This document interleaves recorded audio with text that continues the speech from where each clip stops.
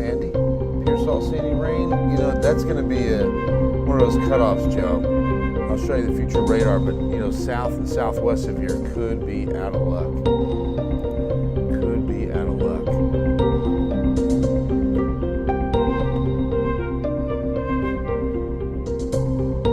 Hello, hello, Angelica. Good evening, Chris. What's going on?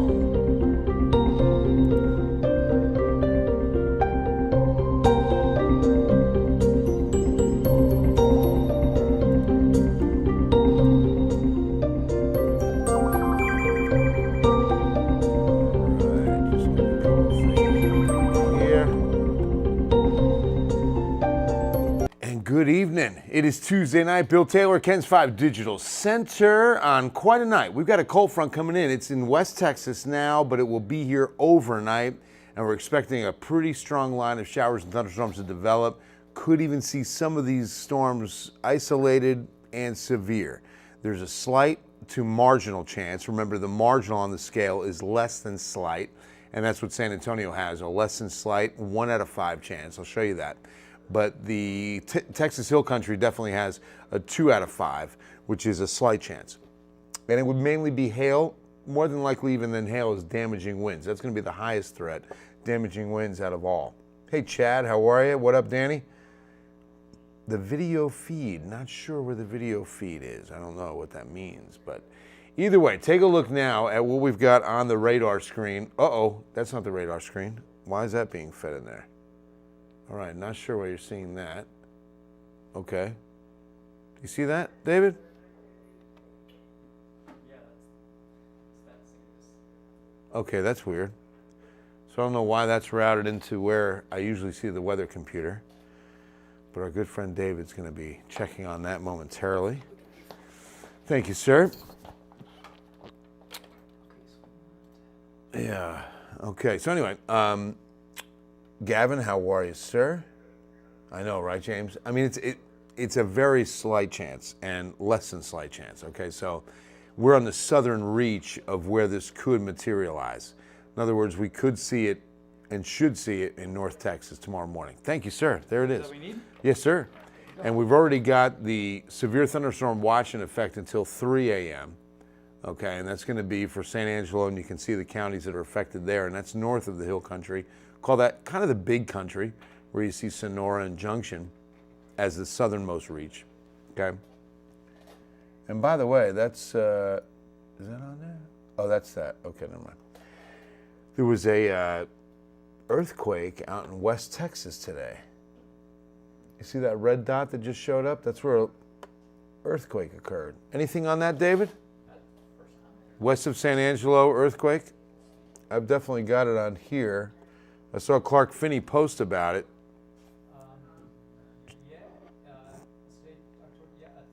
3.6 magnitude earthquake outside of Odessa, yeah? Yeah, outside of Odessa, 3.4? 3.4, 3.6, that's the range. Okay, between a 3.4, 3.6 on the Richter scale, so a small earthquake. Oh, there were 2 different ones, I see. 2 different earthquakes. Hopefully no reports of damage or injuries that you see? A lot of fracking that goes on out in West Texas could be the cause of that, but you can see that little red dot west of San Angelo. That's where the epicenter is located of at least one of them, maybe 2 of them that were that close together perhaps. But yeah, a little earthquake. Kelly McDaniel says hello. All right, thanks, Tom Cruise. Wind getting over, yeah, that's a southeast wind too. So even though you're feeling those winds, that's not the front. That's a southeast wind that's feeding into the system now that the system is into Texas. It draws that Gulf moisture into it. It's a good trough of low pressure, and those low pressure areas just draw the moisture out of the Gulf, and that's what's increasing those wind speeds. The wind speeds are going to really increase tomorrow with the cold front. All right, so there's the severe thunderstorm watch. That does, again, not include San Antonio. We are expecting some strong storms to develop, and why don't we just get right to that and show you what we have on the future models. We'll take a look at a couple of different models, but I'm sticking so far with the HRRR, which looks good. Hey, Misty, ready for a weather change? It's coming by morning. Just want it to be cold already. Kimberly's ready. This will definitely be Friday, Saturday, even Sunday morning, those are going to be chilly. Upper 40s to about 50. That's right, James Gardner. Very nice. What's up, Michael? Time will the rain hit? Probably about 4 or 5 a.m. That's what we're going to do right now. So you can see the southeast winds feeding in all that Gulf moisture. And here comes the development. Now watch. We get to about 3:30 in the morning, and we're expecting the storms to materialize and develop over at Uvalde up to Rock Springs and in between at Lakey. Then at 4 a.m., Bandera, Kerrville, into Hondo, then into San Antonio at the 5 a.m. hour, and then stretching as far south as Pearsall. So again, that's going to be almost a cutoff. Cotulla might miss out. And a lot of communities like Del Rio, Eagle Pass, Crystal City, Carrizo Springs, probably not going to see any of this rain. I mean, it may be briefly, but it looks doubtful. I-35 corridor looks to light up. 6:30 in the morning. Boy, any early travel to Austin, you're going to be delayed for sure. And I would even wait or go extra early, one of the two. Please, Stacy, just get to it. Stacy, running out of patience. Any rain by the airport? Absolutely. So if you're flying tomorrow morning, check with your carriers. 5:30 a.m. looks to be the witching hour of as far as the most intense storms, right up the 281 corridor. And you can see embedded, I mean, these are going to be some very heavy thunderstorms, a lot of heavy rain, a lot of lightning. Make sure your phones are charged. Make sure you've got a flashlight at the nightstand. I mean, power outages are more than likely going to occur. What's up, Larry? Oh, man, I don't know about that. It wasn't me. I wasn't bull riding. So there it is, I-35 corridor 6:30, and look how quickly it's over to Gonzales, south to Karnes City, and into Cuero at 7:30, okay? Fast moving, one line, and it's into Houston by mid-morning. So it's gonna be a fast moving line, but it's gonna be a rough one. So we're definitely expecting some of these thunderstorms to get a little on the ugly side, and that's why, again, in these kind of situations, here at KENS 5, we do not say goodnight. We do not say goodbye. We're gonna have a pretty good gap after the 10 p.m. show and the start of this, as I said, 3 a.m. By then, we've got our team in place. Our digital team is gonna be ready to go on Facebook, right here, YouTube, right here, website, kens5.com.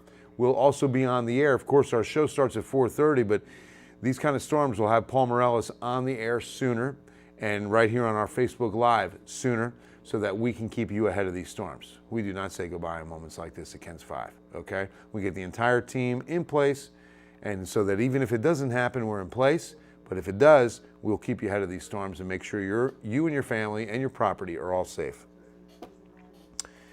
Oh no, Darlene gets off at 6. Please be safe, please be safe. Maybe a little overtime, work a little extra, I don't know. And maybe just kind of wait it out. Ready for the cool? It's coming, Helen. It's coming. Hail and Hondo is possible, Sandy. So let me show you. Let's first do this. Let's first take a look at some other model forecasts and see what kind of consensus, how many of these models are lining up and agreeing with each other. That's always a good sign that we've got a good handle on the storm and that the models are in agreement and the models are handling it well, okay? So now the IBM doesn't show anything going on now, which is good. Good sign. Okay, so by the way, the first one we looked at, the HRRR, does tend to overdo thunderstorms a little bit. So the lighting up of those really heavy thunderstorms you saw, that could be that would be worst case scenario. Okay, what you're going to see now, there's going to be a lot less intensity from this model output because a lot of these models don't favor those more intense outbreaks like the HRRR does. We call it nicknamed the HRRR, the HRRR. Rapid refresh. Okay. So this is the IBM model, and look at the difference. See, that's what I mean with the intensity. 3:30 startup is about the same, maybe a little farther east, okay? But give or take an hour and 50 miles on this, and it's within the range of a consensus, okay? Remember, these are all algorithms and computer model forecasts, and there it is at 5. Doesn't look very intense at all, but it certainly does cut off at San Antonio, and those of you in Pearsall, Cotulla, even Pleasanton, Jourdanton don't see very much. And then some very heavy rain because, again, deeper moisture pockets available east of us that fill in the radar a little bit better at Karnes City, down to Goliad, Victoria, and communities east-southeast. Well, hello, Alyssa. How hard will it hit in Helotes? Well, look, it looks like about 5 in the morning, okay, between 4 and 6 a.m. for the Helotes area is going to be that window, and we will see some thunderstorms, but they'll move out quickly, okay? Probably going to hear the thunder and see the lightning, but remember when thunder roars, stay indoors. Hopefully at that hour you're indoors. All right, so let's check the NAM, the 3-kilometer model. And it does show same kind of intensity, same kind of time, well, a little bit later on the NAM, about 6 a.m. into San Antonio, exiting by 7, okay? So the NAM brings it in just an hour later, but they're all about the same on almost Bexar County to Atascosa County being the cutoff, and then a little bit farther south once you move east of I-35. Yeah, so New Braunfels, it looks like about 6 a.m. for New Braunfels and some pretty heavy rain. Now let me just show you, I'm going to stick with the HRRR since that shows worst case scenario on the storms. I want to show you the severe weather chances. Hayden, what's happening? Any chance of hail in New Braunfels? There is a chance of hail in New Braunfels. And it, again, minimal, very minimal chance, not a sure thing. And that's why I'm going to show you the severe weather outlook. This is from the Storm Prediction Center. North Texas obviously has a higher risk of severe storms. That is Tornado Alley. North Texas and Oklahoma, a lot more susceptible, almost 9 times out of 10 compared to us. We're in what's called Flash Flood Alley. That being said, this is not going to be a flash flood situation. In fact, rain totals are not going to be impressive. I think on the high side, an inch. And most of us will be less than half an inch of rainfall with this. This is going to be too fast moving to be a concern for flooding. But it will be concerned, and it's in the order of highest risk, damaging winds. Second, moderate size hail. Third is isolated tornadoes. But notice that you go to a 3 out of 5 east of San Angelo into Oklahoma. Your 2 out of 5 is as far south as Bernie, okay? Canyon Lake, Kerrville, Lakey, Rock Springs. This is why we bring our staff in, because this is a dangerous setup, okay? A 2 out of 5 and even a 1 out of 5 is worth staffing and being ready to keep you ahead of these storms. We don't want anything happening to you or your family, anything happening to your property. You work hard for what you have, and you love your family. So we want to make sure that we're using the technology we've been blessed with to keep you ahead of this. That's the most important thing we do at KENS 5. It honestly is to keep you ahead of severe weather situations. Thankfully, we don't have them too often, but it's certainly a case. Kerrville, Phillip, yeah, we showed Kerrville probably by about 3 to 5 a.m. is going to be your window for a line of storms to move in. You know, it's going to be one line sweeps through, and as you can see, Kerrville's in a 2 out of 5 chance of hail and damaging winds. Yes, it will, Ann. There's a storm already hitting there, and it's called the Atlanta Braves. What's the score now, David? It was 5-0 in the 4th. 5-1. All right, we're chipping away. Come on, Astros. Top of the 5th, so they scored that in the bottom of the 4th, obviously? Okay. A lot of baseball left, only 4 runs away. Cotulla missing out. More than likely, Hanak, more than likely, because anything southwest, certainly Eagle Pass, Del Rio, I don't expect much of anything happening there. I mean, it would be one brief storm or shower for Del Rio. Most of this line really develops hill country into San Antonio and east. Weather for Halloween, spectacular, Jen. I'll show you the 7th day in a moment, but I just want to get you guys caught up on this, and this again through Wednesday morning, about mid-morning, and then we're done. Let me just show you the, where's our Wednesday weather? Not that one, oh no, let's see. Let's do that first, get everything updated. Remember, turn around, don't go downtown, David. That's pretty good. Thank you for info. Go Spurs, go. Yeah, they were up at halftime by a point. So I hope they can win the second half too. That's the important one to win. They won the first half. Let's win the second half. Alrighty. Now I want to see, there it is. So winds will be a big story tomorrow. I'm going to show you the wind forecast here in just a moment, but first the Wednesday hour by hour. Starts out again, 40% chance, 8 a.m. By 10 a.m., we're going to start seeing sunshine, rapid clearing. Since this is a fast-moving system, sun's going to come out quickly. Highs will get into about 77, 78. And then you can also see a north to northwest wind about 20 miles per hour sustained tomorrow afternoon. Very windy afternoon. Dry air plowing in for a nice, mostly clear to partly cloudy night.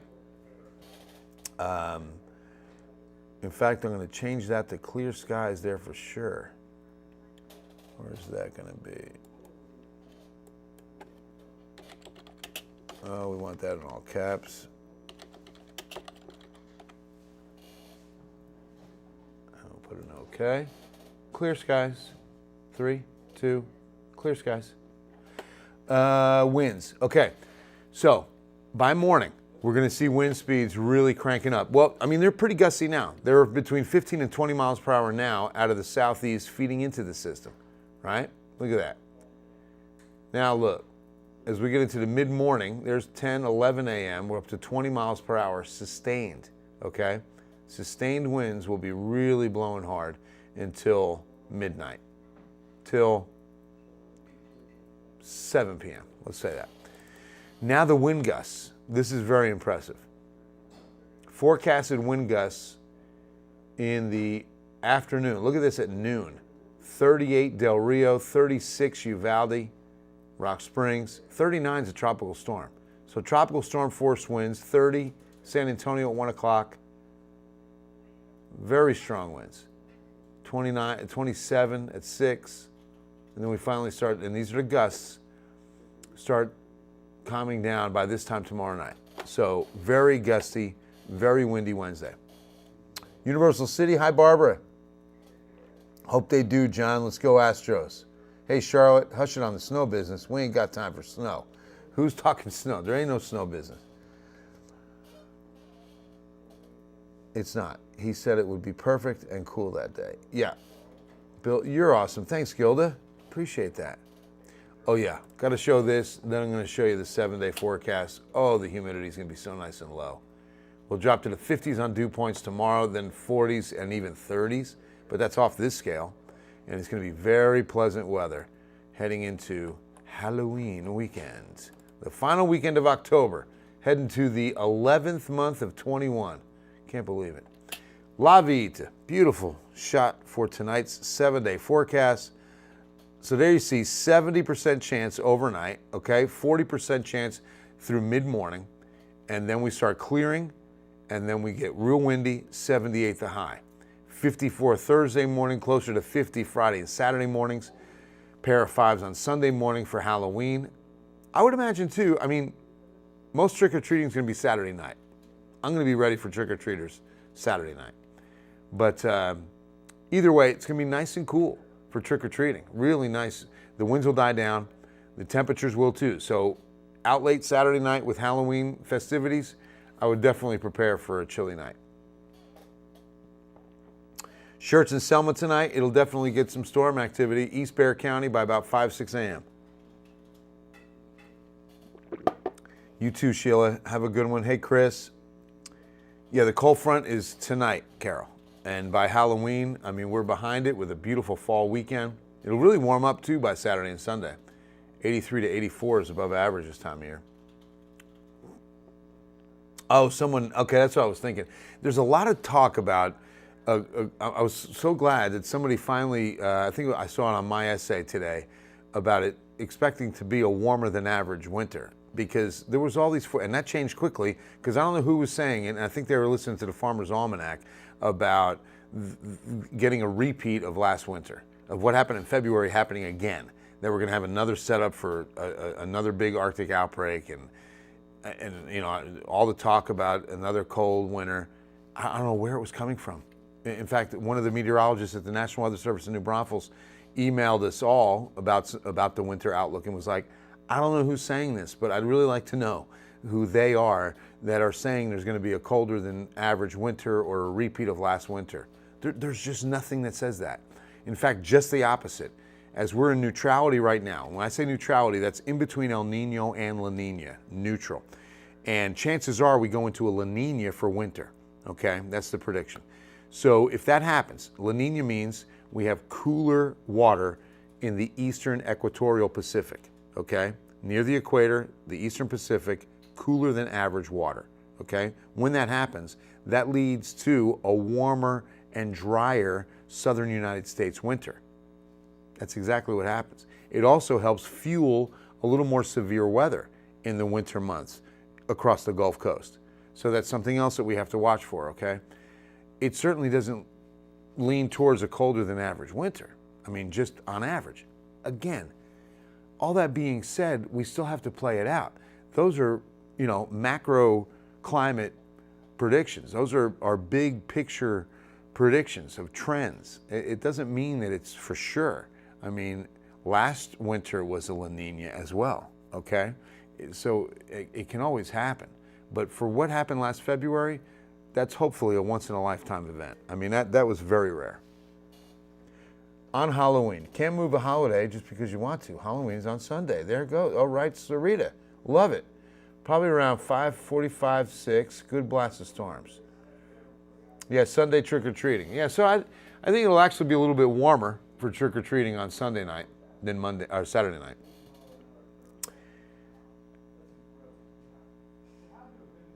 Agree. Awesome. All right, guys, that's going to wrap it up on this. Whoa. Okay, so that's what happens. Oh, boy, I lost it again, David. Whenever I went to put it up full screen for everybody, and we get that empty chair again. So I guess it's just something that's routed into, you know what I mean? Full screen, like that? Yeah, that's fine. So there's a way to route in so that I can do it here and switch between sources. You know what I'm saying? Is it messed up for you? No, this is working correctly. See, it's still routed. See on the double box how it's still routed into that chair shot? Yeah. So that's what we have to learn how to fix. I don't know how you do that. All right, guys. Yeah, 7-day forecast, chilly mornings, big changes coming in overnight. Please, again, make sure your phones are charged. No, Alicia, very low chance. I can't say zero, but in honesty, it's a 2% chance that we see a tornado in the Hill Country or San Antonio area. 2%. Bye, Amanda. Have a good night. Thank you. That's going to be a little while, Megan, but not long, hopefully, right? Gabriella's birthday's tomorrow. Well, then tomorrow night we're singing to Gabriella. Love it. October 27th birthday. You can go to bed. Chances very low. Thanks, Rachie. All right, guys. Have a wonderful night. God bless you. We'll see you on Eyewitness News at 10.